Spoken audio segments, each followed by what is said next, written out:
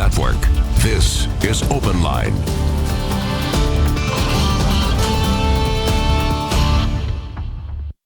Hello everyone, welcome to OpenLine. Good show tonight. We certainly want to hear from you. We're talking about that plan that is going to go before the Metro Council, before the Traffic and Parking Commission, that would privatize on-street parking in Davidson County. Basically, the city would lease it to a private company. The city has chosen the company. The city says it will generate over $300 million over a 30-year period. There will be an upfront payment of some $34 million over the first 2 years.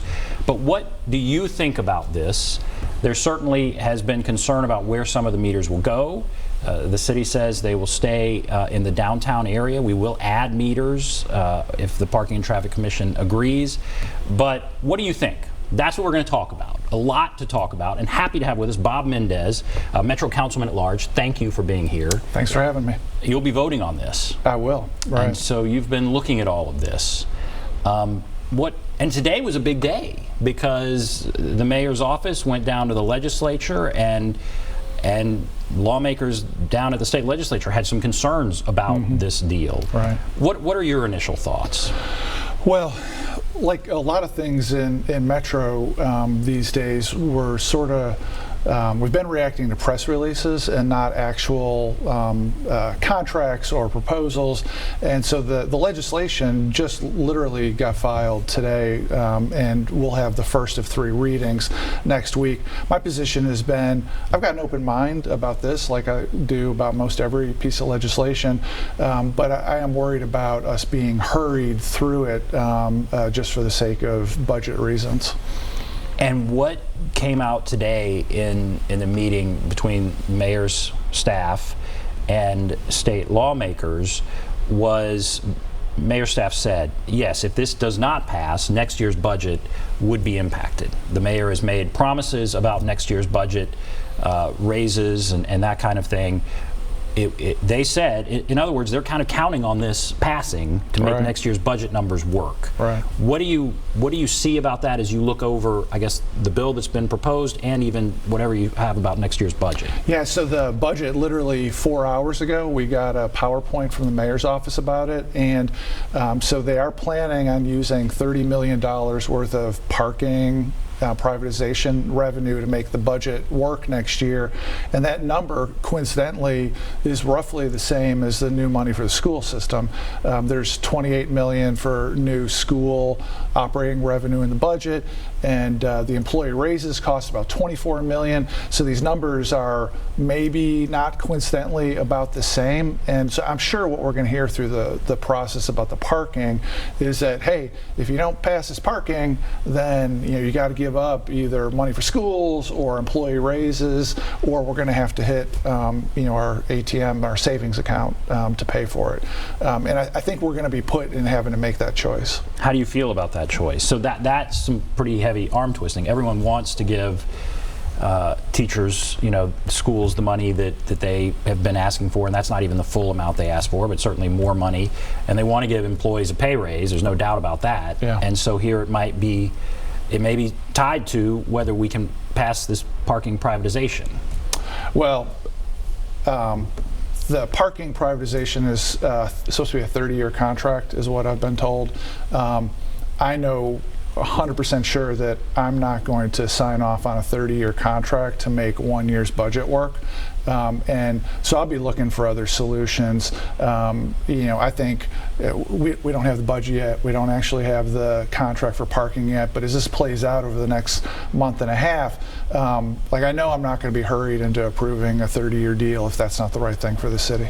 Do you get a sense of where other people on the council stand on this, or I guess you all are all just waiting for information? I mean, do we have any sense how this is going? Unlike the state legislature, the Metro Council actually does a pretty good job of deliberating in public, and so we haven't had a meeting about this yet, and I don't really know where my colleagues stand.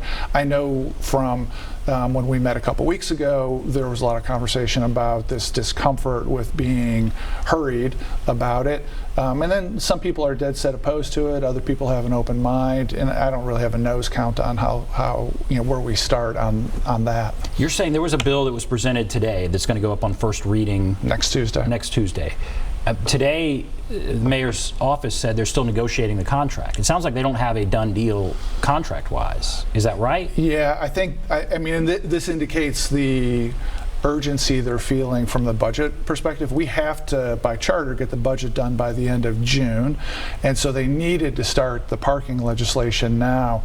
We're allowed to amend contracts, bills on second reading, so I've assumed that what we've got is well, actually, I clicked on the link. What we got says draft on the top of it. So we've been presented a draft contract. Maybe it's what the final one will look like. Maybe it's not. But I'm assuming they'll have to amend later to give us a final version, if they get a final version. And what do you think about that, the draft contract? Have you had a chance to look at it, or what do you think about the draft contract? I mean, the reality is I haven't. I got to at 2 o'clock in the afternoon the agenda that had that draft contract attached to it, and 3 o'clock the 30-plus page PowerPoint about the budget.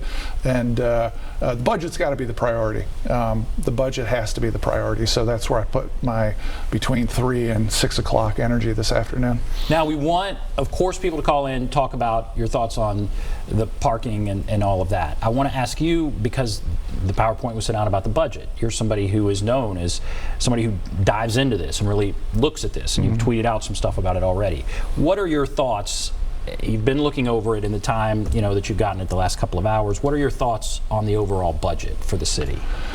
So last year, in a close vote, the decision was made to not fix property tax rate mistake we made a couple of years ago, and the mayor said, let's tighten our belts, and we set up a blue ribbon commission to identify places to tighten our belts, and the grand total of the blue ribbon commission's suggestions and the mayor's belt tightening comes out to about $30 million. Now, that doesn't put a dent in what our needs are. And so this budget is cobbled together. It relies on $40 million worth of one-time sales. If this were a household, like, we're selling the boat and a watch to make the budget meet. And next year, we won't have a boat and a watch anymore, and we'll have to figure it out. I'm opposed to balancing the budget on these one-time sales, and I've seen it long enough to know that the way to squeeze out the raises for employees this year, which is awesome, is selling the boat and the watch to make it happen. Mm-hmm. And I guess some of it is also this parking deal. I mean, some would say it's a Band-Aid. That's the boat. That's the boat. Okay, yeah. So it's a Band-Aid. That's right. A one-time infusion of money. Mm-hmm. And so the concern is, what do we do after that? Right. This is an election year. Lots of people are running for you're running, right? Correct. You're running for re-election. Obviously, the mayor is running. No one wants to raise taxes, but are you saying that's what realistically needs to happen, or what are you saying there? So the year before the transit referendum, the council, at the mayor's request, Mayor Briley, set the property tax rate at an all-time low. Any reasonable look at it is that it was mistakenly set too low, and we immediately went into having to renege on employee raises, among other things. We've got departments that are the same size that they were 250,000 residents ago. The city is prospering, but the metropolitan government is taking out its mistaken budgeting a couple years ago on employees and citizens. My view is that if this were a household, we'd own up to our mistake, fix it, and move on. Fixing it would mean adjusting the tax rate. The mayor's choice and frankly the council's choice last year was to belt tighten our way through it, but that has an impact on services and most importantly employees. Teachers today have a lower take home than they did a year ago today, and that's terrible. really terrible. So you ran a bill last year that would have increased the property tax rate. It did not have the support of the mayor. I believe it's the first time the council has ever tried to advance a property tax increase without the support of the mayor. It almost passed. Right. It came very close. Are you going to do that again? Well, I was heartened to see that in a Vanderbilt poll that came out yesterday, it said 67% of the people polled would support a property tax rate increase if the money went to support the school system. I mean, I'm going to have to actually see the real budget, not the PowerPoint, before I know for sure. But this idea of making ends meet by selling the boat and the watch, it just doesn't make sense because, as you mentioned, what do you do next year? As it is, last year we sold off some stuff, and so the first money in the door this year is going to replace the stuff that we sold last year for one-time sales. Cynically, it could be that next year you raise property taxes because it's not an election year. Do you think that may be part of what the calculation is? I mean, I assume so. I mean, one of the few ways to have, like, for example, this, I'm sure everybody's heard, the exciting new affordable housing initiative of spending $500 million over 10 years. None of it this year. It starts next year. So it's really $500 million in 9 years starting next year. And one of the few imaginable ways that is even remotely a plausible suggestion is with a property tax rate increase next year. So I'd make the argument, why are you going to make the teachers and cops and firefighters suffer for a year and make the citizens of Davidson County suffer for a year if you know you're just going to increase it next year? I mean, the under one roof affordable housing recommendation is essentially an acknowledgement that the tax rate is going up next year. Very interesting. Okay, let's take some calls. So what do you think about all of that? Privatized parking, the budget, whatever it may be. Let's go to, I believe, Jamal. Is that right? Jamal? Hello, how you doing today? Great. What's on your mind? I was looking at the privatized parking, and I love to travel. I love when I came to Nashville in '87. I've seen the city grow. It's a beautiful city. But when you go to a lot of these cities that have privatized parking, like, well, I'm going to name any, but they have TV shows, Parking Wars, and ticket things where your cars get towed. The tourists are you come here, and, it's I don't know where they're going to put all these parking meters, but Nashville is a beautiful city, a tourist city, and I mean, it just makes for like a patch over our eye.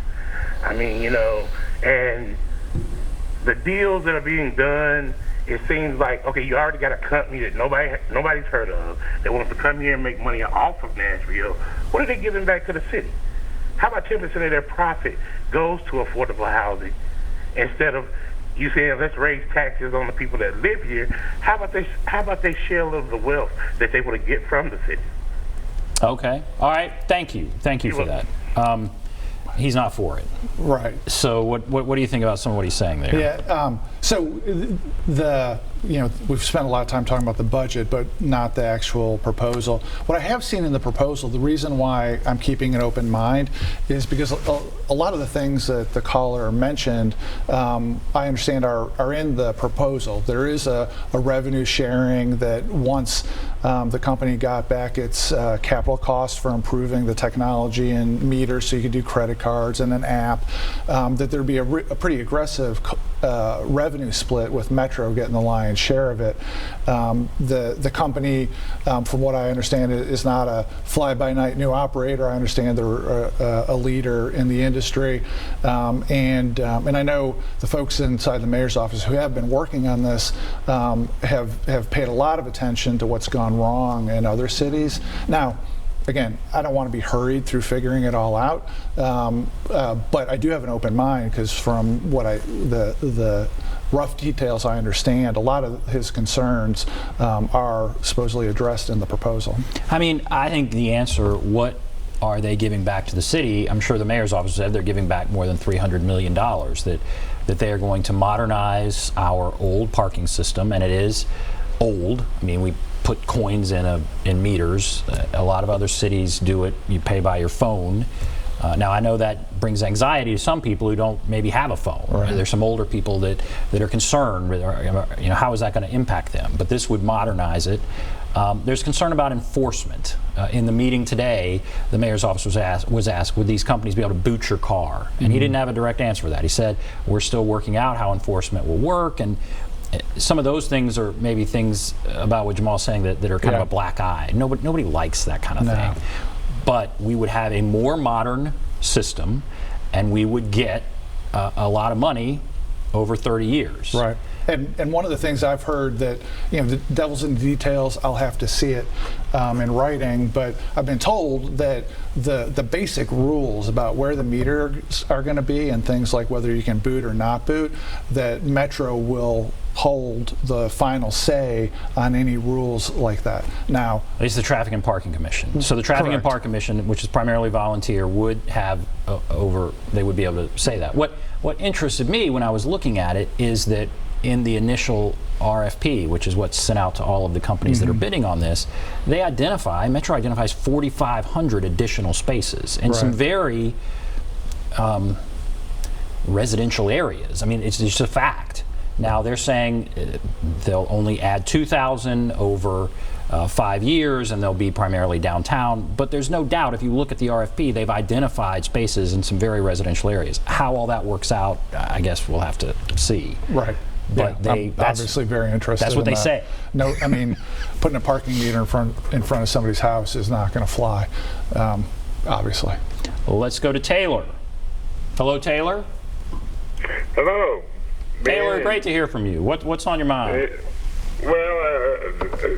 This parking contract ought to be on a lot of people's mind because, of course, a lot of people aren't downtown real often, but for those that are, this is going to really mean something. The first thing I would say, though, to this councilman and all the rest of them, what you're told by the city on how things are going to be should be taken very skeptically, because contracts like this can balloon like crazy, and there'll be parking meters in Green Hills, Madison, all over the place, and the rates are going to go out of sight.